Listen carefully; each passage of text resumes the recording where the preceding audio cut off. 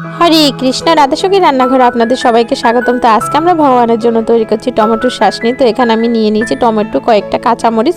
তো এবার আমি ফ্রাই প্যানে দিয়ে দিয়েছি পরিমাণ মতো সরিষার তেল। এবার আমি সরিষার তেলটা গরম হলে এতে দিয়ে দেব কেটে রাখা টমেটোগুলো। আর টমেটোগুলো আমি কিন্তু অর্ধ চাঁদের মতো করে কেটেছি, তো ভারী ভারী করে। এবার আমি এতে দিয়ে দেব পরিমাণ মতো কাঁচামরিচ আর সামান্য একটু হলুদের গুঁড়া, কারণ এখানে কিন্তু বেশি হলুদ দিলে ভালো লাগে না। আর দেব পরিমাণ মতো লবণ। তো আপনারা চাইলে এতে শুকনো মরিচের গুঁড়িও ব্যবহার করতে পারেন, আমি কিন্তু সবসময় কাঁচামরিচ দিয়ে করে থাকি। তো এবার খুব ভালোভাবে নেড়েচেড়ে আমি ঢাকনা দিয়ে ঢেকে দেব।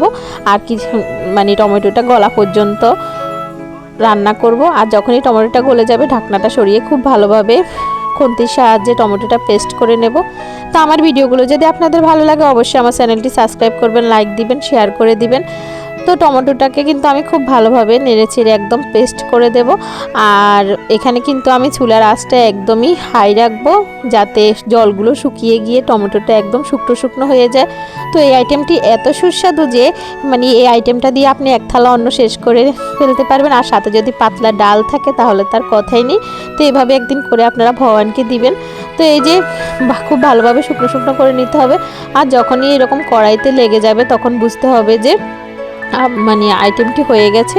এই যে দেখুন কত সুন্দর, একদম কম মশলায় 5 মিনিটে হয়ে যায়। তো হয়ে গেছে আমার টমেটোর চাটনি। এটি এবার আমি ভগবানকে গরম অন্নের সাথে অফার করেছি আর সবাই মিলে আস্বাদন করেছি। পরম সুস্বাদু কৃষ্ণপ্রসাদ। হরে কৃষ্ণ, ধন্যবাদ।